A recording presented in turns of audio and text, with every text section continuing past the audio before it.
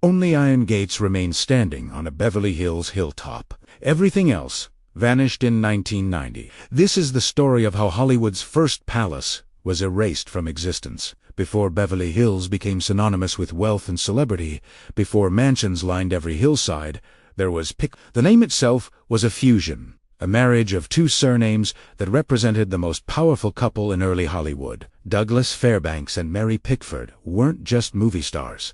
They were founders of United Artists, producers who controlled their own destinies, and architects of the star system that would define Hollywood for generations to come. In 1919, Fairbanks purchased a rustic hunting lodge perched on a hill overlooking what would become Beverly Hills. The structure was modest, unremarkable, the kind of weekend retreat wealthy men used for escaping city life. The building sat on approximately 18 acres of undeveloped land. The views stretched across the Los Angeles basin toward the Pacific Ocean. The location was isolated, far from the established neighborhoods of Los Angeles proper, but Fairbanks had vision. He saw not a simple lodge, but the foundation for something unprecedented, a residence that would establish Hollywood royalty as legitimate aristocracy. The transformation began immediately after purchase. Fairbanks hired architects and craftsmen to convert the hunting lodge into a 22-room Tudor Revival mansion. The architectural style was deliberate and calculated. Tudor Revival suggested old-world permanence, European sophistication, the kind of historical weight that new money desperately sought. The style featured steeply pitched roofs, decorative half-timbering that created distinctive patterns on exterior walls, tall windows with diamond-paned glass that caught and reflected sunlight, and imposing chimneys that rose prominently from the roofline. The exterior communicated stability and tradition, qualities Hollywood's nouveau rich craved to legitimize their sudden wealth and fame. The construction took months of intensive work. Workers expanded the original structure dramatically, adding wings and floors, creating a sprawling estate that dominated the hilltop. The footprint grew to accommodate not just living spaces but entertainment areas designed specifically for hosting, the kind of gatherings that would define Pickfair's role in Hollywood society. The scale was ambitious for the period, the execution meticulous. Every detail was considered, from the placement of windows to maximize natural light and views, to the arrangement of rooms to facilitate both intimate gatherings and large-scale entertainments. Fairbanks spared no expense on the interior design and furnishings. The rooms were filled with 18th-century French furniture, pieces acquired from European dealers and auction houses who specialized in authentic period furnishings. Tapestries hung on walls, some dating back centuries, their intricate designs adding texture and historical depth to the rooms. Oriental rugs covered floors, their rich colors and complex patterns creating warmth and luxury underfoot. The art collection included paintings and sculptures that would have been appropriate in European palaces, works by recognized artists whose names carried cultural weight. The message was clear and intentional. Hollywood wealth could purchase the same refinement as old European money. The film industry's elite were not merely rich. They were cultured, sophisticated, worthy of respect from traditional power structures. But Pickfair's most revolutionary feature wasn't inside the house. It was outside, visible from the main rooms and accessible through French doors that opened onto the grounds. Fairbanks installed the first private swimming pool in Beverly Hills. The pool wasn't merely functional, a place to cool off during California's hot summers. It was a statement, a declaration of a new kind of American luxury. In an era when public pools were common but private ones extraordinarily rare, Pickfair's pool announced that Hollywood's elite operated by different rules. The pool became legendary almost immediately, not for its size or design, which were actually relatively modest by later standards, but for who swam in it. Charlie Chaplin, Fairbanks's friend and fellow United Artists founder, was a regular visitor to Photographs from the period show Chaplin poolside, relaxed and informal in a way the public rarely saw. The little tramp, the most recognizable film character in the world, lounging casually at Pickfair, created a powerful image. The pool represented access, the kind of intimate proximity to fame that defined Pickfair's social power. But the guest list extended far beyond Hollywood's film community. Albert Einstein visited Pickfair during his travels to California in the early 1930s. The image of Einstein, the world's most famous scientist, the man who had revolutionized physics and changed humanity's understanding of the universe. Swimming in a Hollywood pool captured something essential about Pickfair's unique position in American culture. The estate wasn't just a gathering place for actors and directors. It was where Hollywood intersected with intellectual and cultural achievement from beyond the film industry. Einstein's presence validated Hollywood's aspirations to be taken seriously as a cultural force, not merely as entertainment for the masses. If Einstein found Pickfair worthy of his time, then Hollywood had truly arrived as a center of American cultural life. The guest lists from Pickfair's golden years read like a catalogue of early 20th century power and influence. European royalty visited when traveling through California, drawn by curiosity about Hollywood and by the social prestige of a Pickfair invitation. The Duke and Lady Mountbatten stayed at Pickfair during their American tours. The Duke of Windsor, after his abdication from the British throne, was entertained there, finding in Pickfair a level of sophistication and discretion appropriate to his complicated social position. American presidents and presidential candidates made appearances when visiting California, recognizing that Pickfair represented a new kind of American power that couldn't be ignored. Industrial titans from the East Coast, men who controlled steel and railroads and banking, visited Pickfair and found themselves impressed despite their initial skepticism about Hollywood's legitimacy. Artists, writers, musicians, all passed through Pickfair's doors, drawn by the unique social environment Mary Pickford and Douglas Fairbanks had created, but access wasn't automatic or guaranteed by fame or wealth alone. Being invited to Pickfair meant something specific and significant. For 50 years, from the 1920s through the 1970s, an invitation to Pickfair was Hollywood's ultimate validation.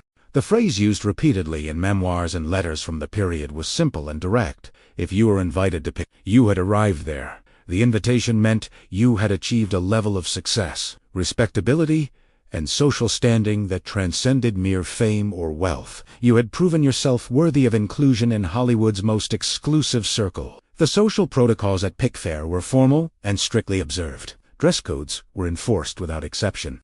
Dinner invitations specified attire, and guests who arrived inappropriately dressed were reportedly turned away or asked to change. The meals were elaborate, multi-course affairs served by staff trained in European service standards. Conversations were expected to be intelligent and cultured. Pickfair wasn't a place for Hollywood gossip or industry talk, at least not openly. It was where Hollywood demonstrated it could match European sophistication, where film people proved they could discuss art, literature, politics, and philosophy with the same facility as any educated European aristocrat. Mary Pickford, America's sweetheart, was the perfect hostess for this vision. Her screen persona was wholesome and approachable, the innocent girl with golden curls who captured America's heart in silent films.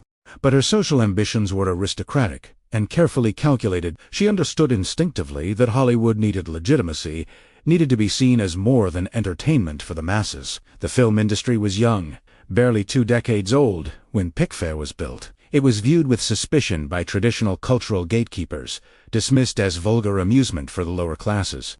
Pickfair was Mary's instrument for changing that perception, for achieving the legitimacy Hollywood desperately sought. She cultivated relationships with European nobility, corresponding with duchesses and countesses, learning the protocols and expectations of aristocratic society. She positioned herself as Hollywood's ambassador to the wider world, the bridge between the new American entertainment industry and traditional centers of culture and power. Her efforts were remarkably successful. By the late 1920s, being received at Pickfair carried social weight, not just in Hollywood but internationally. European aristocrats who visited America made sure to secure Pickfair invitations. The estate had become what Mary intended: Hollywood's Buckingham Palace. The marriage of Fairbanks and Pickford in 1920 was treated as a cultural event of national significance. Newspapers covered it extensively, devoting front-page stories to the union.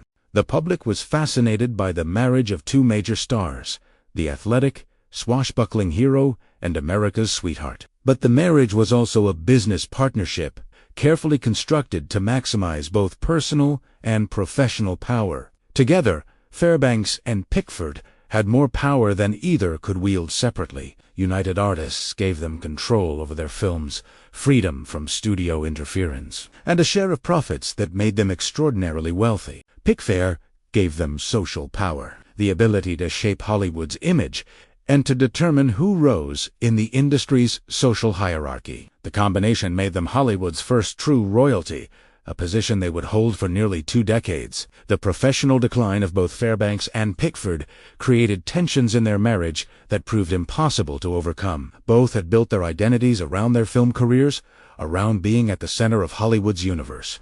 When those careers faded, they struggled to find new purposes, new ways to define themselves. The struggle was complicated by the fact that they were going through it simultaneously, unable to support each other because they were both experiencing the same loss. The marriage that had been a partnership of equals became a relationship between two people mourning their lost relevance. Their personal relationship suffered from other pressures as well. Fairbanks was restless, uncomfortable with aging, seeking validation through affairs and adventures that took him away from Pickfair for extended periods. Pickford became increasingly focused on business matters, on United Artists and her various investments, throwing herself into work as a way to avoid confronting the emptiness of her personal life. The distance between them grew. The couple, who had been inseparable in the 1920s, were living essentially separate lives by the mid-1930s. The separation came in 1936, shocking a public that had believed in the fairy tale of their perfect marriage. The divorce followed quickly, finalized with a speed that suggested both parties wanted it over as soon as possible. Fairbanks left Pickfair,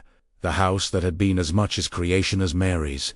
He moved on, remarrying quickly, attempting to recapture youth and relevance through a new relationship with a younger woman. But the magic was gone. Fairbanks without Pickford, without his film career, without his position at the center of Hollywood, was diminished. He seemed lost, searching for something he could never find again. Pickford remained at Pickfair, the estate that bore her name and that had been the stage for her greatest social triumphs. But without Fairbanks, the house felt different. The energy that had animated it during the golden years was gone. The constant stream of visitors slowed. The elaborate entertainments became less frequent. Pickford continued to host occasionally, maintaining the social rituals that had defined Pickfair, but the gatherings lacked the vitality they had once possessed. The house began its long transformation from social center to monument, from living space to museum of a vanished era. Fairbanks died in 1939 at age 56, his heart giving out after years of decline. The death was a blow to Pickford, despite their divorce. They had shared too much history, had built too much together, for his death to be anything but devastating. The man who had been her partner in creating Hollywood royalty was gone. The estate they had built together now belonged entirely to her, but it felt emptier than ever. Pickfair had been designed for a couple, for the dynamic energy of two powerful personalities. With Fairbanks gone, the house seemed too large, too empty, haunted by memories of what had been. Pickford's own career had effectively ended in 1933, when she retired from acting at age 40. The decision had been difficult, but necessary. Her attempts to adapt to changing audience tastes had failed. The public didn't want a mature Mary Pickford. They wanted the girl with golden curls, the innocent sweetheart, a character that Pickford could no longer credibly portray. Rather than continue making films that disappointed audiences and critics, she chose to retire, to preserve her legacy by not tarnishing it with unsuccessful late career work. But retirement at 40 left decades of life ahead with no clear purpose. Pickford remained involved in United Artists, attending board meetings and participating in business decisions.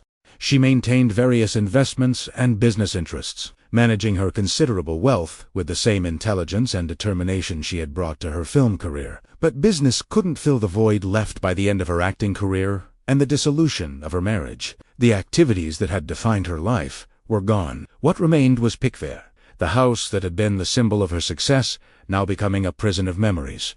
The decades from the 1940s through the 1970s saw Pickford living increasingly isolated at the woman who had been Hollywood's most visible hostess, who had entertained presidents and royalty, who had been at the center of every significant social event in Hollywood for decades, became reclusive. She saw fewer people. She hosted fewer events. The grand receptions that had defined Pickfair's golden age became rare. then stopped entirely. The estate that had been Hollywood's social center became a place of solitude, inhabited by one woman and her staff, surrounded by memories of a vanished world. Visitors to Pickfair during Pickford's later years described a house frozen in time. The furniture remained exactly as it had been arranged in the 1920s. The 18th-century French pieces occupied the same positions they had held for decades.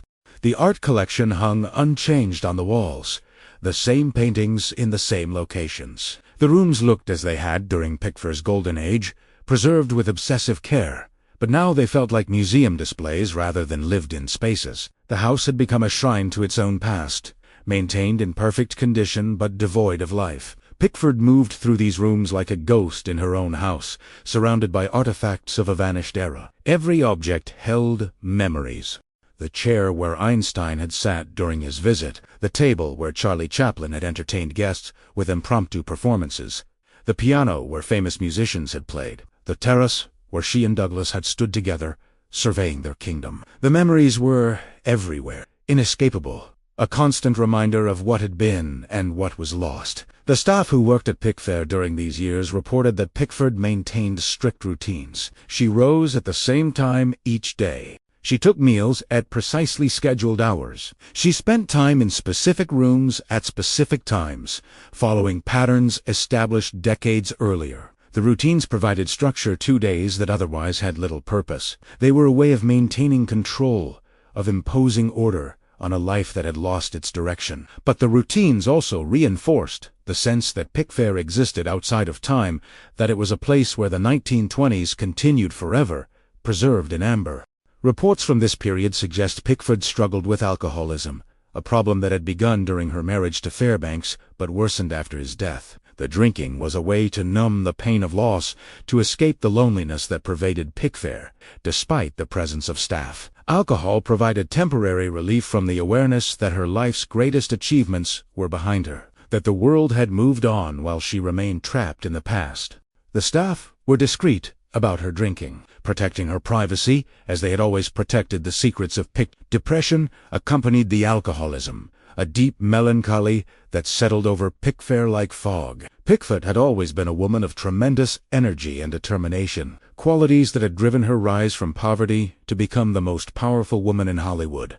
But that energy had no outlet anymore. The determination had no goal. She had achieved everything she had set out to achieve, had reached heights that few could imagine, and now there was nothing left to strive for. The emptiness was profound and seemingly bottomless. The isolation was made worse by the changing nature of Hollywood itself. The industry Pickford had helped create had evolved beyond recognition. The studio system that had dominated Hollywood during her career was breaking down. Television was changing how Americans consumed entertainment. The stars of Pickford's era were being forgotten, replaced by new faces and new names. The values that had defined Hollywood's golden age, the emphasis on glamour and sophistication, were giving way to different aesthetics and different priorities. Pickford found herself increasingly out of step with the industry she had once dominated. Younger generations of Hollywood figures knew Pickford's name and reputation but had never seen her films. Silent cinema had become a historical curiosity, something studied by film scholars but largely ignored by general audiences. The performances that had made Pickford famous, that had caused audiences to weep and cheer, were inaccessible to modern viewers who found silent films slow and alien. Pickford's legacy was secure in historical terms, but she had become irrelevant to contemporary Hollywood. The realization was painful and contributed to her withdrawal from public life. The few visitors who came to Pickfair during these years were shocked by the contrast between the house's preserved grandeur and Pickford's diminished state. The mansion remained immaculate, maintained by staff who took pride in their work. But Pickford herself showed the effects of age, isolation, and alcohol. The woman who had been America's sweetheart, whose face had been known to millions, had become elderly and frail. The transformation was jarring for those who remembered her in her prime, a reminder of time's inevitable effects. Pickford gave occasional interviews during her later years, carefully controlled encounters with journalists who were instructed on acceptable topics. She spoke about the golden age of Hollywood, about the stars she had known, about the creation of United Artists and the fight for artistic control that had defined her career. But she rarely spoke about her personal life, about the loneliness of her existence at Pickfair, about the pain of watching the world move on without her. The interviews presented a carefully constructed image, the legendary star reflecting on her glorious past, not the isolated woman trapped in a house full of memories. The physical maintenance of Pickfair during these decades was a constant challenge. The house was aging along with its owner. 70 years of use, of California's sun and occasional rain, of settling foundations and shifting earth, took their toll on the structure. The Tudor Revival architecture required specialized maintenance. The decorative half-timbering needed periodic repair. The diamond-paned windows required careful attention. The roof needed work. The plumbing and electrical systems, installed in 1919, were outdated and increasingly unreliable. The costs of maintaining Pickfair were substantial, but Pickford had the resources and the determination to keep the house in perfect condition. The grounds required even more intensive maintenance than the house itself. The gardens needed constant care to maintain their appearance. The fountains required regular maintenance to keep water flowing properly. The pool, though used less frequently as Pickford aged, still needed to be maintained. The pathways needed to be kept clear. The statuary needed cleaning and occasional repair. The staff, responsible for the grounds, worked, yet fighting against California's climate and the natural tendency of landscapes to become overgrown and wild. But despite the careful maintenance, Pickfair was showing its age. The structure had been built in 1919 using techniques and materials that were standard for the period, but that had limitations. Wood framing was susceptible to termites, a constant problem in Southern California. The foundation, while solid, had settled over decades, creating minor cracks and shifts. The systems that had been state-of-the-art in 1919 were antiquated by the 1970s. The house needed more than maintenance. It needed comprehensive updating and restoration to remain viable for the long term. Pickford was aware of these issues, but reluctant to undertake major renovation work. Any significant construction would disrupt the house, would change it in ways that might destroy the carefully preserved atmosphere she had maintained for decades. The house, as it existed, was a time capsule, a perfect preservation of the 1920s. Renovation would inevitably alter that, would introduce modern elements that would break the spell. Pickford chose preservation over modernization, accepting the house's increasing fragility rather than risk changing it. The decision to prioritize preservation over renovation would have consequences after Pickford's death. The house she left behind was beautiful and historically significant, but also structurally compromised in ways that would become apparent to later owners. The termite damage that had been manageable with regular treatment had become more extensive. The outdated systems were not just old, but failing. The foundation issues that had seemed minor were actually more serious. Pickfair needed significant investment to remain viable. Investment that would require owners committed to preservation rather than owners seeking a modern luxury residence. Mary Pickford died on May 29, 1979. At age 8, she had lived at Pickfair for 60 years, longer than most people live anywhere. The estate had been her home through triumph and decline, through marriage and divorce, through the heights of fame and the depths of isolation. She died in the house she had created, surrounded by the memories she had preserved so carefully. Her deaths marked the definitive end of an era. Pickfair, without Mary Pickford, was no longer Pickfair in any meaningful sense. It was just a house, a very significant and beautiful house, but no longer the living embodiment of Hollywood's golden age. The estate passed through Pickford's will to others. The details of the inheritance were complex, involving various beneficiaries and conditions.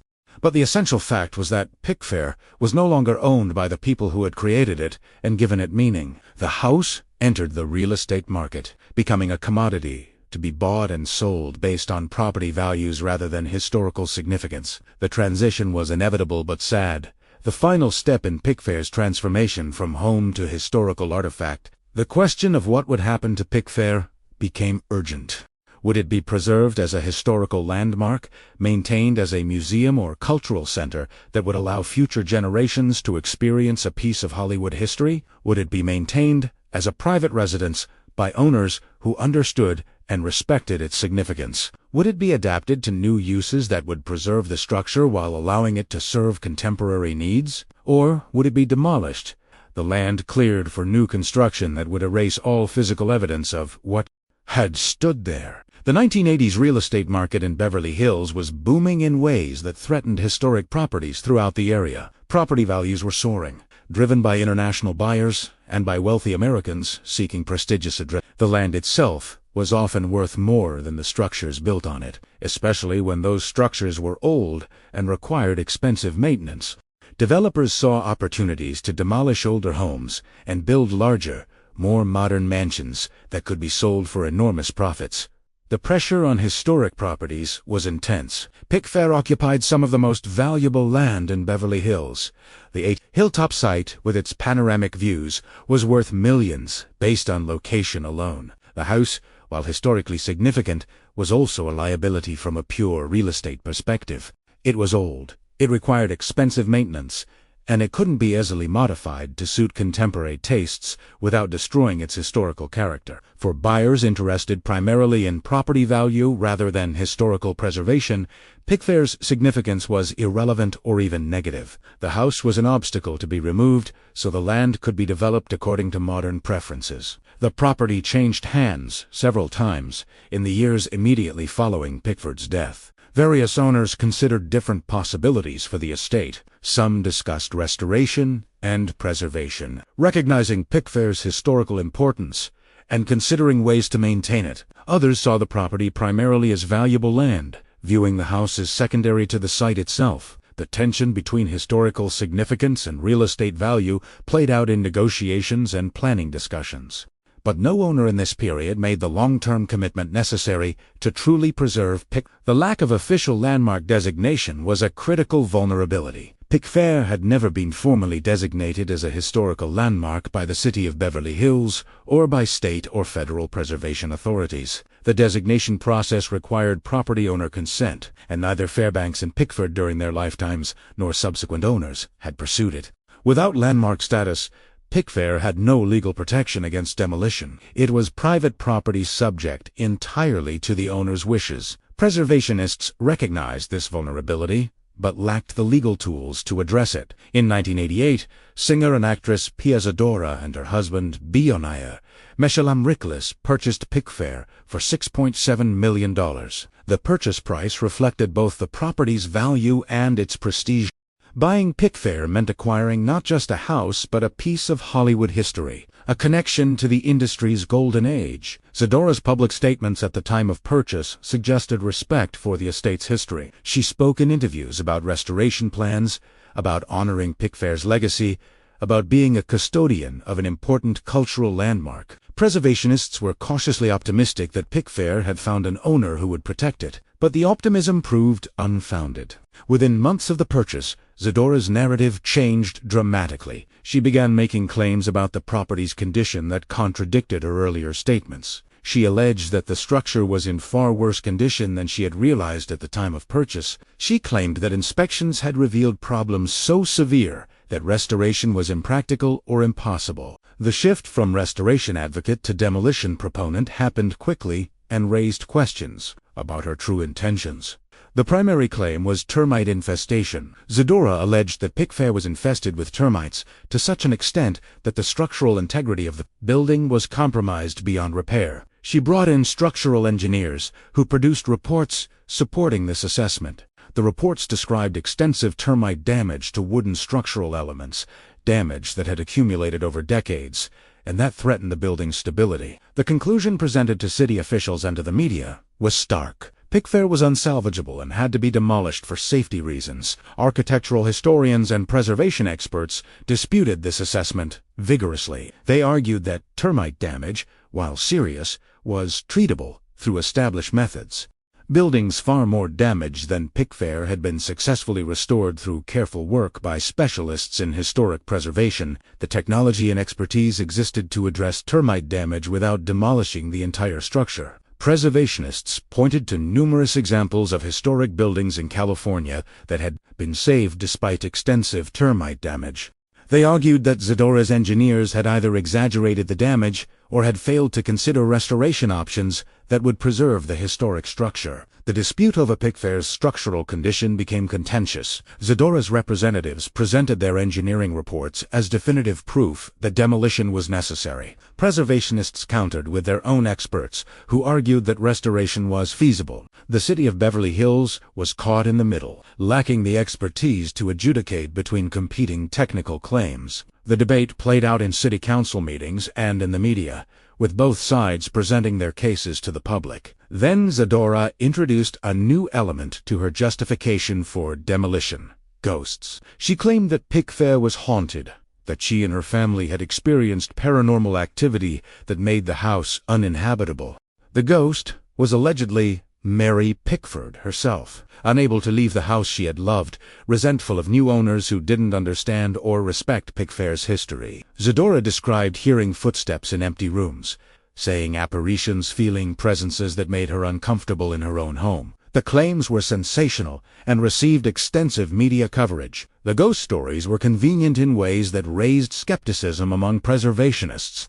They provided a narrative that justified demolition on grounds beyond structural issues. If the house was both physically unsound and psychologically uninhabitable due to paranormal activity, then demolition became not just practical, but necessary for the family's well-being. The combination of termites and ghosts created a justification that appealed to public imagination while obscuring questions about the real motivations for demolition. Skeptics noted that ghost stories are common in old houses, especially houses with famous former residents. Many historic homes have legends of hauntings, without those legends leading to demolition. The question was whether Zadora genuinely believed the house was haunted, or whether the ghost stories were a convenient excuse for a decision she had already made for other reasons.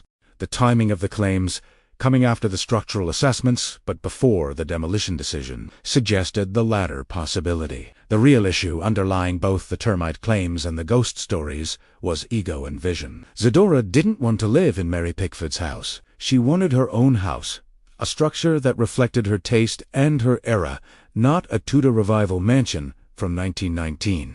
The historical significance that made Pickfair important to preservationists and to Hollywood historians made it undesirable to She didn't want to be a caretaker of someone else's legacy. She didn't want to live in rooms arranged according to someone else's aesthetic preferences. She didn't want to be constantly compared to Mary Pickford, to live in the shadow of a woman whose accomplishments far exceeded her own. She wanted to create her own statement, to build something that would be hers, rather than inheriting something that would always belong. In the public imagination, too, Pickford and Fairbanks, this desire was understandable on a human level. Buying a historic house means accepting certain constraints. The structure can't be radically altered without destroying what makes it historically significant.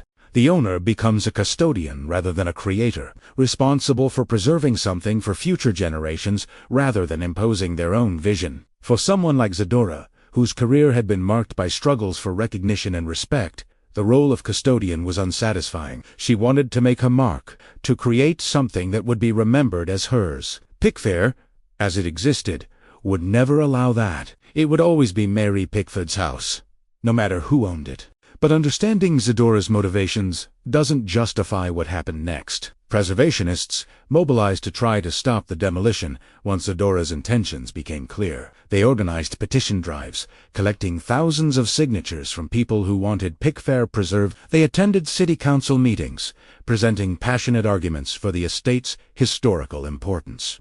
They documented Pickfair's role in Hollywood history and Beverly Hills development, creating detailed records that demonstrated why the property deserved protection. They presented evidence that the structure could be saved, bringing in their own engineers and architects who contradicted Zadora's claims about the impossibility of restoration. They appealed to public sentiment, generating media coverage that highlighted what would be lost if Pickfair were demolished. The preservation campaign was energetic and well-organized, but it faced a fundamental problem that proved insurmountable. Pickfair wasn't officially designated as a historical landmark. Without that designation, the property was subject entirely to the owner's wishes. Zadora had the legal right to demolish the structure, if she chose. The preservationists could argue and protest. They could generate public support and media attention, but they lacked the legal tools to prevent demolition. Property rights in California are strong, and without landmark protection, owners have broad authority to modify or demolish structures on their land. The preservationists appealed to the city of Beverly Hills to intervene, to use its regulatory authority to stop the demolition. They argued that the city had an interest in preserving its most significant historic structure, that Pickfair was important not just to Hollywood but to Beverly Hills itself. The estate had literally created Beverly Hills as a prestigious address. Its demolition would be a loss to the city's identity and heritage. The arguments were compelling, but the city was reluctant to act. Beverly Hills had historically been protective of property rights, reluctant to impose restrictions on what owners could do with their land. The political will to stop Zadora was absent. The city council held hearings on the demolition permit application. Preservationists testified, presenting their case for why the permit should be denied. Zadora's representatives presented their engineering reports and argued that demolition was necessary for safety reasons. The hearings were contentious, with strong feelings on both sides. But ultimately, the city approved the demolition permit. The decision was based partly on the structural engineering reports that claimed the building was unsafe, and partly on the city's traditional deference to property rights. The preservationists had lost. Pickfair's fate was sealed. The approval of the demolition permit in 1990 marked the point of no return. Once the permit was issued, demolition could proceed legally. The preservationists had exhausted their options. They had no legal mechanism to stop what was about to happen. All they could do was document the destruction and ensure that the loss would be remembered, that future generations would know what had been destroyed and why. The demolition began in the spring of 1990. Heavy equipment arrived on the hilltop. Massive machines designed to tear down buildings efficiently, the sight of excavators and bulldozers approaching. Pickfair was shocking to neighbors and to preservationists who had fought to save the estate. The machines represented the triumph of property rights and private vision over historical preservation and collective heritage. They were instruments of erasure, about to remove 70 years of history from the physical landscape. The first blows to the structure were devastating to watch. The excavators attacked the Tudor Revival facade, the distinctive half-timbering and steeply pitched roofs that had made Pickfair instantly recognizable. The decorative elements that had been carefully crafted in 1919 were torn away in minutes. The walls that had enclosed rooms where Einstein and Chaplin had visited, where presidents and royalty had been entertained, where the most significant figures of Hollywood's golden age had gathered, were reduced to rubble. The destruction was systematic and efficient, the machines making quick work of a structure that had taken months to build. The towers that had given Pickfair its distinctive silhouette collapsed under the excavator's assault. The tall windows with their diamond-paned glass shattered. The chimneys that had risen prominently from the roofline were toppled. The exterior that had communicated stability and tradition, that had suggested old-world permanence, was demolished piece by piece. Within days, the facade that had defined Pickfair's appearance was gone. The house that had been photographed thousands of times, that had been instantly recognizable to anyone familiar with Hollywood history, no longer existed in recognizable form. The interior demolition was even more painful for those who understood what was being lost. The rooms, filled with 18th-century French furniture, were gutted. The furniture itself had been removed before demolition began, sold or placed in storage, but the rooms that had housed it were destroyed. The walls where tapestries had hung were torn down. The floors, covered with oriental rugs, were ripped up. The spaces where art collections had been displayed were reduced to debris. Every room held memories, held history, held significance. Every room's destruction was a loss. The pool where Charlie Chaplin and Albert Einstein had swum, the first private pool in Beverly Hills, the feature that had symbolized Hollywood's new kind of luxury, was demolished. The excavators tore through the pool's structure, breaking up the concrete, filling in the space where water had once been. The pool had been more than a functional feature. It had been a symbol, a statement about Hollywood's arrival as a cultural force. Its destruction was particularly symbolic, representing the erasure of the physical evidence of Hollywood's golden age. The demolition process took weeks of intensive work. The house was large, solidly built despite its age, and required sustained effort to completely destroy. Each day brought new losses as different sections of the estate were demolished. The wings that had been added to expand the original hunting lodge were torn down. The entertainment areas designed for hosting Hollywood's elite were destroyed. The private spaces where Pickford and Fairbanks had lived were gutted. The staff quarters and outbuildings were demolished. The gardens were torn up, the fountains removed, the statuary displaced. The systematic destruction continued until nothing remained of the structure. Witnesses to the demolition described it in terms usually reserved for tragedies. Neighbors who had lived near Pickfair for decades watched in horror as the landmark disappeared. Preservationists who had fought to save the estate documented the destruction with photographs and video, creating a record of what was being lost. Some wept openly as they watched the demolition proceed. The emotional response was intense because what was being destroyed wasn't just a building. It was a connection to history, a physical link to Hollywood's golden age, a place that had meaning beyond its function as a private residence. The media coverage of the demolition was extensive but often superficial.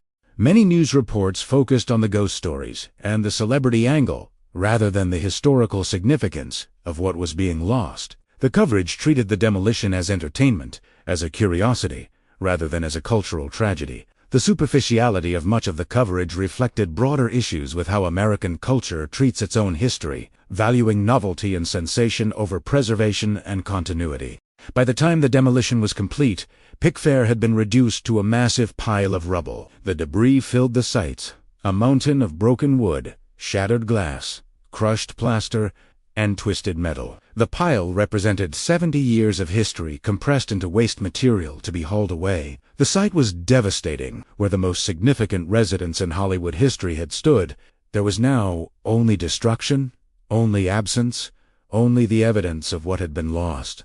The debris was removed systematically over the following weeks. Trucks hauled away the rubble, taking it to landfills where it would be buried and forgotten. The materials that had composed Pickfair, the wood and stone and glass that had formed the structure, were treated as garbage, as waste to be disposed of rather than as artifacts with historical value. Some preservationists attempted to salvage elements from the demolition, rescuing pieces of the structure that could be preserved as historical artifacts, but most of Pickfair ended up in landfills, physically erased from existence. The only element of the original Pickfair that survived the demolition was the iron gates at the property entrance. The gates were ornate and imposing, featuring decorative ironwork and the intertwined initials of Pickford and Fairbanks.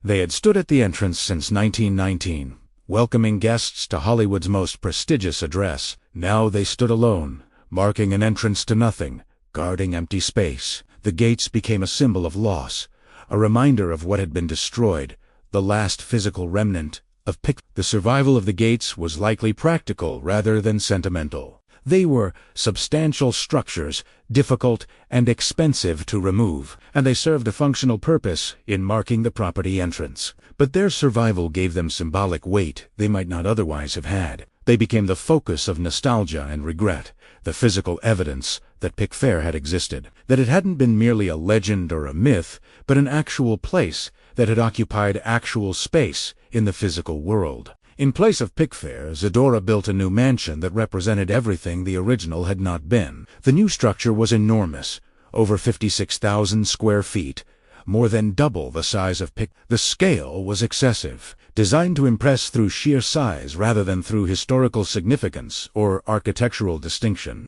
The architectural style was contemporary, a generic interpretation of Mediterranean revival with elements of various other styles mixed in without coherence or purpose. The design emphasized luxury and size, but lacked character, lacked connection to place or history, lacked any quality that would make it memorable or significant beyond its dimensions. The new mansion featured every luxury available in early 1990s construction. Marble was imported from Italy, expensive material used extensively throughout the interior. Columns, elaborate and oversized, were placed throughout the structure, suggesting classical grandeur without achieving it. Grand staircases dominated interior spaces, designed for dramatic entrances but serving no functional purpose beyond display. The scale of every element was exaggerated, as if size alone could create significance. The execution was expensive, the materials costly, but the result was soulless, a structure that looked like countless other oversized mansions built during the period by people with more money than taste. The contrast between Pickfair and its replacement was devastating and instructive. Pickfair had been a specific place with specific history and specific meaning. It had been designed with purpose, built to serve both as a residence and as a social center, created to make a statement about Hollywood's cultural aspirations. Every element had been chosen deliberately, from the Tudor Revival architecture to the 18th century French furniture to the art collection. The result had been coherent and meaningful, a place that communicated values and history. The new mansion was generic luxury, interchangeable with similar structures anywhere. It had no unique identity, no connection to the site's history, no relationship to Beverly Hills or Hollywood beyond its location. It was simply big and expensive, a display of wealth without purpose or meaning. The structure could have been built anywhere, in any wealthy enclave, and it would have been the same. It had no specificity, no character, no soul. It was exactly what Pickfair had not been: forgettable, replaceable, meaningless beyond its monetary value. The reaction from Hollywood and the preservation community was harsh and immediate. Historians called the demolition an architectural crime, a phrase that captured the sense that something valuable had been deliberately destroyed. The loss wasn't accidental or unavoidable. It was Zadora had the resources to restore Pickfair, had the ability to preserve it, but chose destruction instead.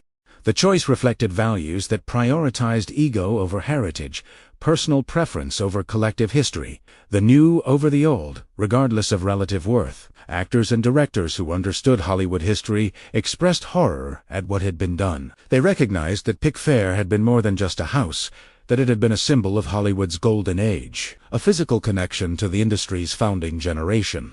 Its loss diminished Hollywood's ability to understand its own history, to maintain continuity with its past. The physical spaces where history occurred matter. They provide context and connection that photographs and documents cannot replicate. Pickfair's destruction severed a physical link to Hollywood's origins. The preservation community used Pickfair's loss as a rallying point for stronger protections for historic properties. They argued that the ease with which Pickfair had been demolished demonstrated the inadequacy of existing preservation laws. They pushed for changes that would make it harder for historically significant structures to be destroyed, that would give preservation authorities more power to intervene when important buildings were threatened. The efforts were partially successful. The city of Beverly Hills subsequently strengthened its landmark designation process and the protections afforded to designated landmarks. But the strengthened protections came too late for the house that had defined Beverly Hills, that had established the area as Hollywood's premier address, that had hosted 50 years of the most significant figures in entertainment and beyond, was gone. The loss was permanent and irreversible. No amount of regret or strength in preservation laws could bring Pickfair back. The estate existed now only in photographs and memories, in historical records, and in the stories told by those who had visited it. The physical structure, the actual place where history had occurred, was erased. The irony of Zadora's brief ownership of the new mansion was not lost on observers. She sold the property in 1993, just 3 years after completing construction. The brief ownership suggested that the project had never really been about creating a home, about establishing roots in a place. It had been about ego, about making a statement, about asserting control and erasing someone else's legacy. Once that had been accomplished, once Pickfair had been destroyed and replaced with something that bore Zadora's stamp rather than Pickford's, the property held no further interest. The sale so soon after construction suggested that the entire project had been about destruction rather than creation, about erasing rather than building. Subsequent owners of the property have come and gone with surprising frequency. The mansion has been sold multiple times since Zadora's departure. No owner has stayed long. No one has established the kind of long-term connection to the property that Pickford had, living there for 60 years and making it the center of her life. The instability of ownership has given rise to narratives, half serious, that the property is cursed, that Mary Pickford's ghost truly does haunt the site, making it impossible for anyone to feel comfortable there. Whether one believes in curses or not, the property's history since Pickfair's demolition has been troubled in ways that invite speculation. The land that once hosted Hollywood's most stable and significant residents, that had been home to Pickford and Fairbanks for decades, has become a place where no one seems able to establish lasting roots. The contrast is striking. Pickfair had been a place of permanence, a house that endured for 70 years, with essentially the same owners and the same purpose. The property since 1990 has been characterized by owners who arrive and depart quickly, by an inability to create the kind of lasting significance that Pickfair possessed. The demolition of Pickfair had consequences that extended beyond the immediate loss of the structure. It galvanized the preservation movement not just in Beverly Hills, but throughout Los Angeles and California. The shock of losing such a significant landmark, the ease with which it had been demolished, despite public opposition, forced preservationists and policymakers to confront the inadequacy of existing protections for historic properties. The loss became a case study, an example used in arguments for stronger preservation laws and more aggressive intervention to protect threatened structures. The city of Beverly Hills, stung by criticism over its failure to protect Pickfair, took steps to prevent similar losses in the future. The landmark designation process was reformed to make it easier to protect significant structures. The criteria for designation were clarified and expanded. The protections afforded to designated landmarks were strengthened, making it much harder for owners to demolish protected structures.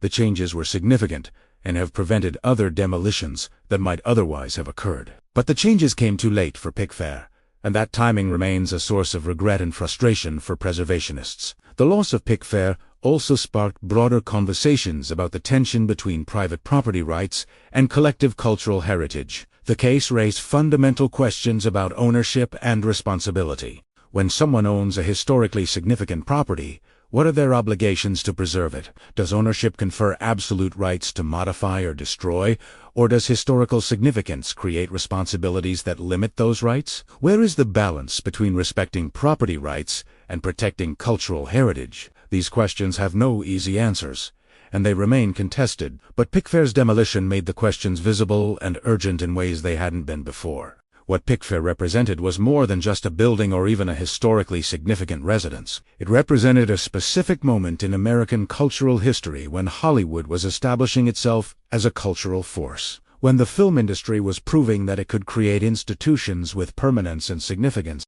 It represented the aspirations of early Hollywood to be taken seriously, to be seen as more than mere entertainment, to be recognized as a legitimate cultural institution worthy of respect from traditional centers of power and culture.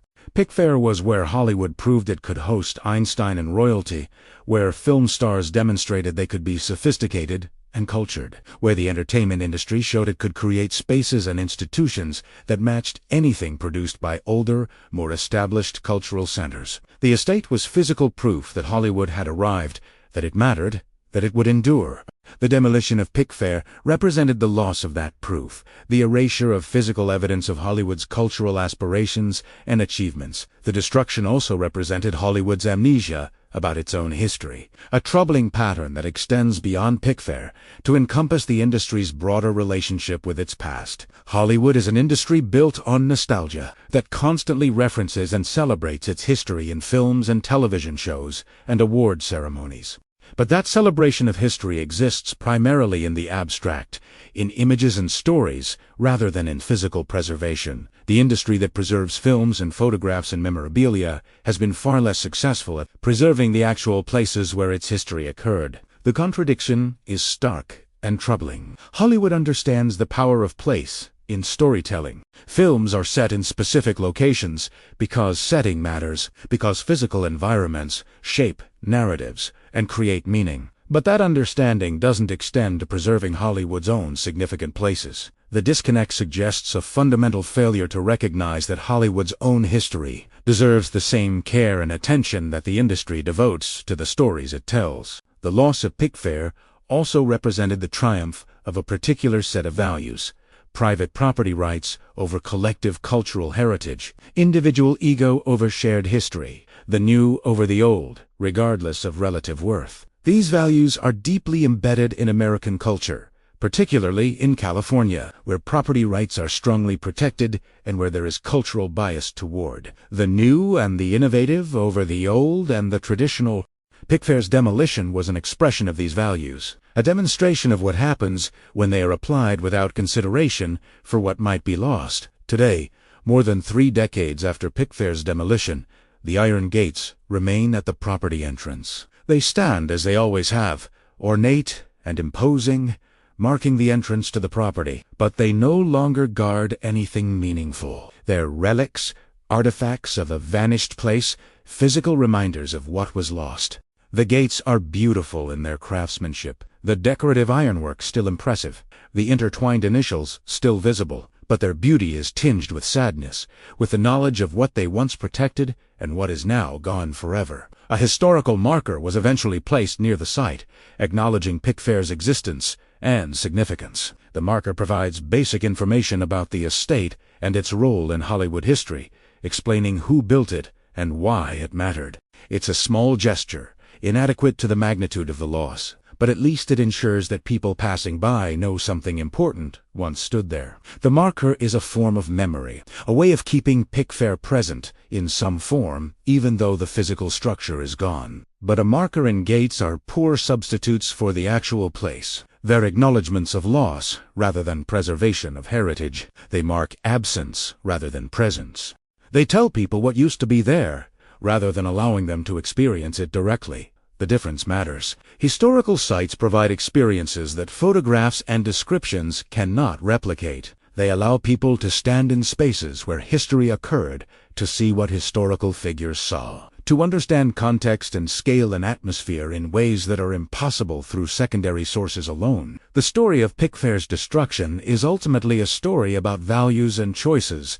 What do we value as a culture? What do we choose to preserve? What are we willing to lose? The answers revealed by Pickfair's demolition are uncomfortable. We valued private property rights over historical preservation. We valued new construction over restoration. We valued individual ego over collective heritage. We valued size and luxury over character and history. These values led directly to the loss of Hollywood's most significant residential landmark. The loss of Pickfair demonstrates the fragility of cultural heritage in ways that should be sobering. Buildings can be destroyed in weeks. History can be erased by a single owner's decision. The physical evidence of the past can vanish, leaving only photographs and memories. Once gone, it can never be recovered. The loss is permanent and absolute. No amount of regret or changed policies can bring back what was destroyed. The finality of the loss is what makes it so tragic. But the loss also teaches lessons that have value if we're willing to learn them. The strengthened preservation laws that followed Pickfair's demolition have saved other structures. The increased awareness of architectural heritage has made similar demolitions more difficult. The loss of Pickfair, while tragic, made future losses less likely. The price of that education was extraordinarily high, but the lesson was learned by at least some people in positions to make a difference. Hollywood's relationship with its own history remains complicated and often contradictory. The industry celebrates its past, while often failing to preserve it. Studios demolish historic buildings to make room for new construction. Significant locations are lost to development. The physical landscape of Hollywood's golden age is disappearing year by year, replaced by generic, modern structures that could exist anywhere. Each loss diminishes the physical connection to Hollywood's history, makes the past more abstract and distant, harder to understand in concrete terms. Pickfair's fate was part of this larger pattern of loss. The estate was Hollywood's most significant residential landmark, but it wasn't the only significant structure lost to demolition and development. Historic theaters have been torn down. Studio buildings, where classic films were made, have been demolished.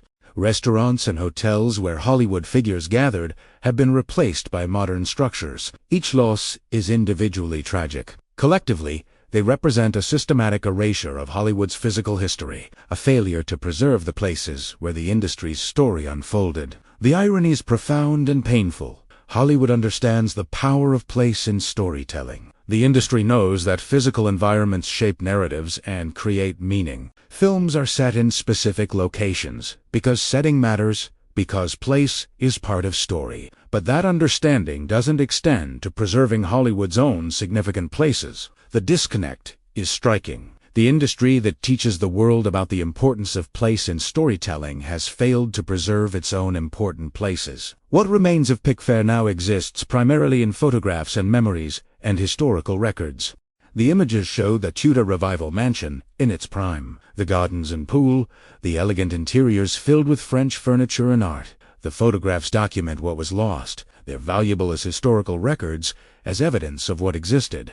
But they're not substitutes for the actual place. A photograph of Pickfair isn't Pickfair. The physical structure, the actual space where history occurred, where Einstein and Chaplin visited, where Hollywood's golden age was lived, is gone.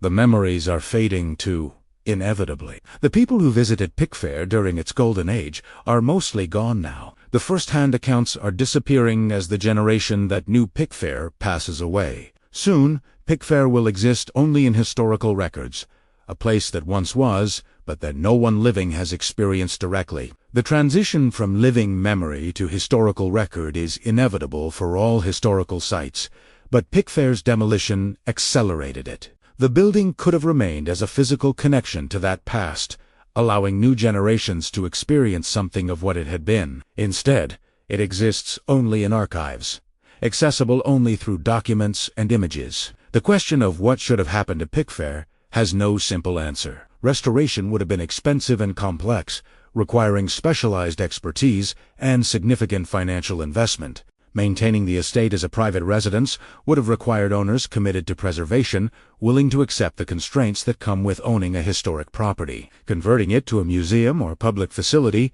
would have required funding and organizational support that may not have been available. None of these options were easy or obvious. Each would have presented challenges, but demolition shouldn't have been the answer. The loss of Pickfair was avoidable. With different ownership, different priorities, different values, the estate could have been preserved in some form. The choice to demolish was exactly that, a choice. It wasn't inevitable or necessary. It wasn't forced by circumstances beyond anyone's control. It was chosen by people who valued other things more than they valued historical preservation. The legacy of that choice is the empty space where Pickfair stood, marked now only by iron gates and a historical plaque. The hilltop holds a generic mansion that has no connection to the site's history, that could exist anywhere, that will likely be demolished itself someday when tastes change and another owner wants to build something different. The physical evidence of Hollywood's first golden age is gone from that site. What remains is absence,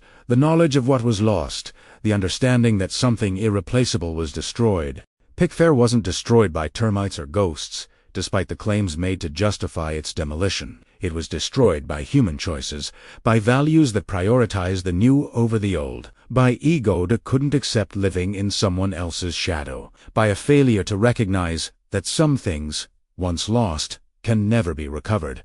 The demolition reflected a broader cultural amnesia, a failure to value continuity and heritage, a belief that the past is disposable, and that what matters is only what we create new. The iron gates stand alone now, marking an entrance to nothing, guarding only memory. They're all that remains of the place where Hollywood became royalty, where the film industry proved it could create institutions of lasting significance, where 50 years of history unfolded in rooms now erased. The gates are beautiful and sad, ornate markers of profound loss, silent witnesses to what was and what will never be again. Hollywood destroyed its own Olymp, the industry that taught the world to dream, that created images and stories that would endure for generations, couldn't preserve the place where those dreams were born. Pickfair is gone, reduced to photographs and fading memories, to historical records and scholarly studies, to a cautionary tale about the fragility of heritage and the permanence of loss. The gates remain, standing watch over emptiness, reminding anyone who notices them that even the most significant places can vanish, that even the most important history can be erased, that nothing is permanent unless we choose to make it so.